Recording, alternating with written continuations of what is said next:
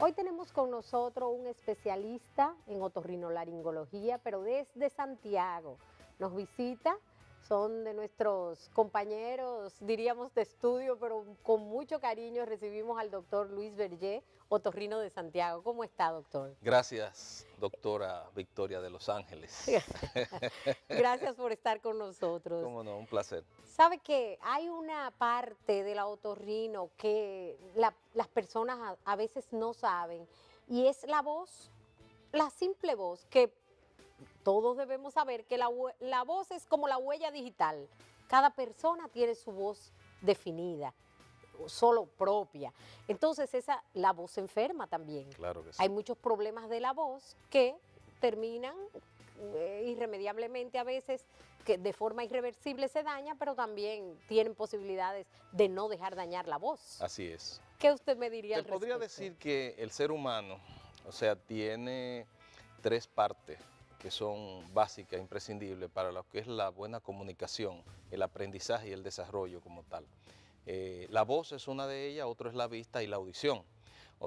En países diferentes al nuestro, con un poquito más de prestación de servicios de salud a la ciudadanía, un niño antes de entrar a una escuela lo mandan a un otorrino, porque esas variables de voz, audición y visión deben estar intactas para el buen desarrollo y conocimiento del ser humano. La voz como tal es un órgano, un órgano que se produce en base a la resonancia y tanto a los movimientos de estructuras musculares, fibrosas y cartilaginosas que tenemos en la parte anterior del cuello. Esa estructura se llama laringe. La laringe es un músculo, es una estructura de tipo articular, pero no es una articulación ósea, sino cartilaginosa, con dos láminas muy finas, que podamos quizá verla luego aquí en gráfica, que se llaman cuerdas vocales. Cuando tú inspiras, O sea, cuando tú coges aire. cuando coges aire Ajá. por tu nariz, la nariz tiene la capacidad de filtrar, calentar y humedecer el aire que tú inspiras, que tú halas por tu nariz. Eso baja a los pulmones y cuando tú exhalas, cuando tú botas ese aire, pone a vibrar las cuerdas vocales y da como consecuencia que se produzca la voz. Por eso, hay que saber hablar. Hay una entidad dentro de otorrino que se llama el mal uso y el abuso de la voz, y se da mucho en personas que trabajan con la voz, como son los locutores, los profesores, los políticos. No Los todos saben cantantes. hablar. Fíjate cómo son las cosas. Antes, años atrás, décadas atrás, 50 años atrás, 60 años atrás, en este país habían escuelas que enseñaban al profesional de la voz a cómo modular y a cómo poder durar más hablando sin ponerse disfónico, ronco. Ya no, ya cualquiera Vocea. sale por ahí, vocea y no cuida su voz. Entonces la voz, como tal, las cuerdas vocales son asientos de grandes enfermedades que pueden llevar inclusive hasta la muerte. Claro. He visto personas que tienen recursos naturales, por ejemplo, para mantenerse hidratada la voz, usan, por ejemplo, miel de abeja tibia o usan algunos enjuagues, algunas cosas que no me gustan, otras inventos que hacen también, que en vez de ayudar dañan. Lógico. Y he visto cómo abusan y usan la voz. También el tabaco que daña tanto. Y esta juca que gusta tanto. Mira, eso hay demasiado por donde cortar por ahí. En primer lugar, hacer, por ejemplo, esos enjuagues que hacen, no tiene nada que ver, porque es que la laringe, la cuerda vocal está aquí abajo, ahí nada llega. Ahí lo más que podría llegar sería una inhalación de eucalipto, algo así, Sí. tú sabes, eso te ayuda. Pero la garganta no te sirve para nada. La miel lo que te da es carrasqueo, porque te deja una flema que al momento tú vas a estar carrasqueando. Nada, no hay que humedecer nada, no hay que usar nada, solamente buen uso de la voz. ¿Cuál? Saber respirar, saber retener el aire, como dicen los grandes cantantes y clásicos, esos cantantes de ópera, hay que hablar con el diafragma. Es un proceso y hay que saber. Entonces, fíjate qué pasa. Se necesita realmente tener una buena ventilación nasal. Ahí es que entra la parte del otorrino. Si tú sufres de rinitis, si tú sufres de pólipos nasales, si tú sufres de sinusitis, si tú tienes un problema de una deformidad de la estructura nasal, tú no vas a poder respirar bien por tu nariz y obviamente no te vas a dejar morir y vas a respirar por la boca. Las bocanadas de aire que entran por la boca entran secas, contaminadas y frías y te irritan las cuerdas y te vuelves ronco. La ronquera da como consecuencia que se te formen callos en las cuerdas vocales y la voz se te queda ya muy grave. Entonces, lo primero es que el otorrino evalúe las fosas nasales para que la ponga apta para una respiración, para humedecer, filtrar y calentar el aire. Y no hay que hacer más nada. Buen uso y no abuso de la voz es lo que hace que la voz sea perfecta. Eso es ya, suponemos que es una persona, estamos hablando de una persona sana. Ya. Pero hay también infecciones y trastornos que alteran la voz y que también la presencia de tumores o alguna malignidad que puede en determinado momento afectar a un paciente. Claro. Sobre estas infecciones. Claro. ¿Qué me puede decir? Sobre eso te puedo decir que hay varios factores. Hay factores genéticos que llevan al paciente realmente a ser proclive a la presencia de un cáncer en la garganta, que es catastrófico, aunque tengo muchos años en esto, no voy a decir cuántas décadas, pero tengo mucho y he tenido la posibilidad de ver curaciones exitosas con cánceres de garganta, pero de manera temprana. Hay también enfermedades adquiridas, como son los papilomas, que se pueden adquirir dentro de las cuerdas vocales y dañar la cuerda y cambiar la voz, inclusive la respiración, y los famosos irritantes. El primer irritante es el abuso y mal uso de la voz, como hablé. El segundo más común es el cigarrillo. Luego la contaminación. Y el alcohol también. El alcohol no tanto porque haga contacto con las cuerdas, sino el borracho habla mucho. Y siempre está en lugares donde hay mucha música. Y le da mal uso a la voz. Efectivamente, le da mal uso a la voz.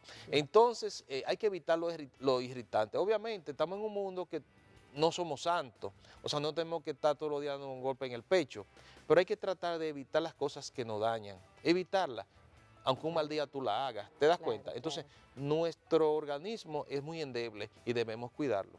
Hay además de esa afección que decimos, de las infecciones, que hay infecciones también, diríamos, sexuales, de transmisión sexual. El papiloma. El papiloma es una de ellas, que usted la mencionó.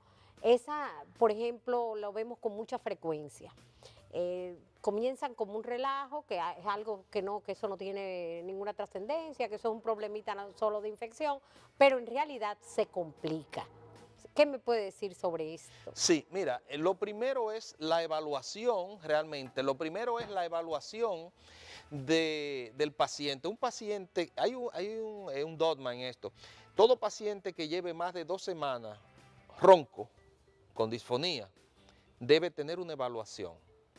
Los papilomas pueden aparecer desde la niñez por el paso del feto, de la criatura por el canal del parto en una madre infectada, aunque no es lo más frecuente, pero puede darse, o puede ser un contagio directo, sobre todo con el sexo oral. No es que no se haga, doctora, el problema es que usted debe saber con quién y cómo. Sí. Usted sabe. Entonces, esa contaminación se aloja en cualquier estructura de la garganta. Puede ser en el paladar blando, puede ser en las amígdalas, yo lo he visto frecuentemente, o puede ir directamente a las cuerdas vocales. Entonces eso comienza a crecer como si fuera un coliflor o un brócoli, así mismo en esa estructura. Como ramillete. Sí, como en ramillete, y eso va cerrando, te dificulta la respiración y te dificulta la voz. Entonces eso es un proceso, hay que saber cómo se opera, qué se hace, cuál es el tratamiento posterior a la cirugía, cuál es el cuidado, ¿no?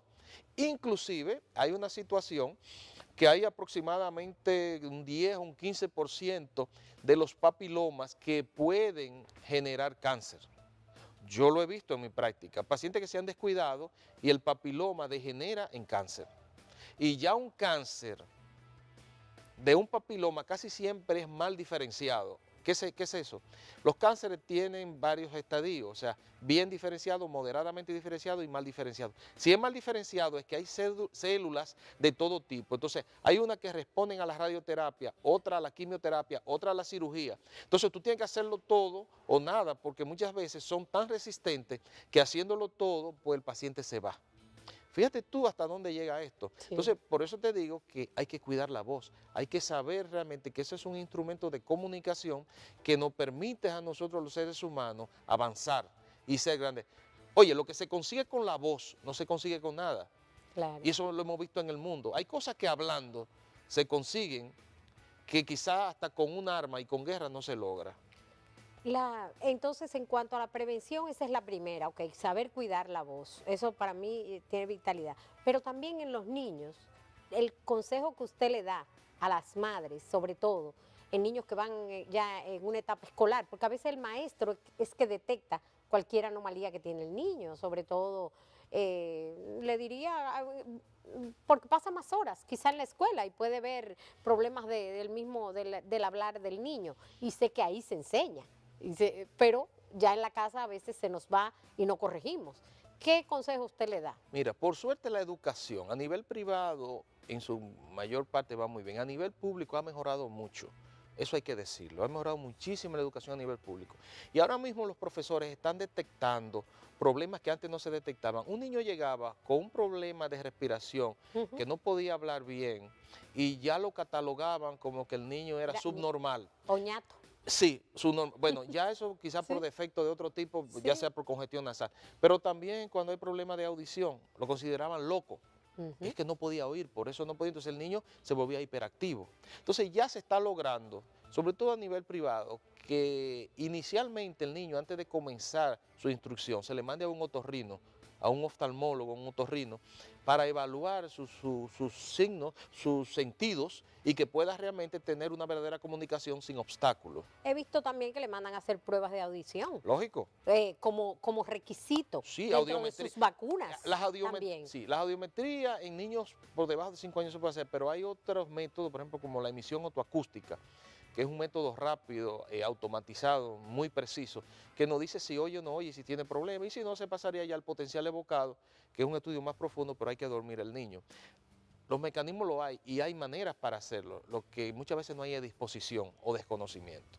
Es importante entonces que las madres sepan que tienen que llevar a su niño. Es obligatorio. Fuera de aquí es obligatorio. Sí, yo he visto que exigen, además de la tarjeta de vacunación, exigen ese formulario que debe llenar el médico sobre todas las condiciones del niño, sobre todo, o sea, no es ya un certificado médico que está bien, sino un formulario que llenar es importante. Sí, se llena una planilla donde se le habla de sus estructuras, sus órganos que están en completas condiciones, aptas para el aprendizaje. Sí, porque en realidad cuando tienen los obstáculos en la escuela, por eso le digo que en la escuela muchas veces el profesor determina que algo está pasando, que algo anormal, y entonces la madre es la que tiene que atender este tipo de cosas. En cuanto a esta, diríamos, para concluir el tema de la voz, doctor, la cirugía es muy traumática. El tipo de cirugía que se hace para corregir, por ejemplo, cualquier defecto que haya en las cuerdas vocales. Te digo, mira, yo como otorrino, en las varias décadas que tengo en esto, he tenido la oportunidad de trabajar prácticamente en todas las estructuras de otorrino. No solamente sacar amígdala y adenoide, pues eso es sencillo, eso es una tontería. Cirugía de verdad, cosas de verdad de cuello, vaso. Y la cirugía de laringe quizá, de lo que es de las cuerdas vocales, es de la cirugía más sencilla que hay y más rápida. Ojo, hay que tenerle miedo, en buenas manos, hay que tenerle miedo. Es la única cirugía que te puede dejar un paciente en la camilla. ¿Por qué? Porque tú estás trabajando en un área muy delicada. No solo delicada, sino un área competitiva, porque tú por ahí respiras. Y si tú haces un mal manejo de esa estructura, cuando tú le retiras el tubo al paciente, cuando el anestesiólogo le retira el tubo al paciente y hace que el paciente inicie la ventilación, se va a cerrar. Y si se cierra y no puede respirar, ahí tú tienes dos cosas. O encomendarte a Dios, o buscar la manera de intubarlo otra vez, o hacerle una traqueotomía urgente. Entonces, es un tipo de enfermedad y de procedimiento que lo bueno es el diagnóstico temprano, para hacer las cosas en su inicio, no cuando está muy avanzada. Yo he visto muchos casos, y a Dios gracias que hasta ahora, los casos que a mí me han llegado, yo lo he podido resolver, pero con ciertos mecanismos que realmente hay que saberlo manejar, porque no es sencilla. Es lo más rápido, lo más fácil de hacer, pero lo más peligroso. La muerte está ahí al doblar de la esquina en ese tipo de procedimiento. Entonces, ojo, chequeo temprano.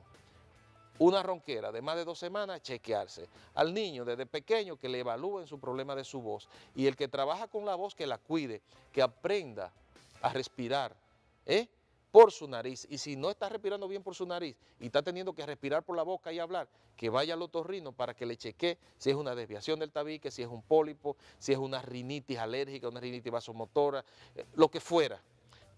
Buena respiración es sinónimo de buena voz.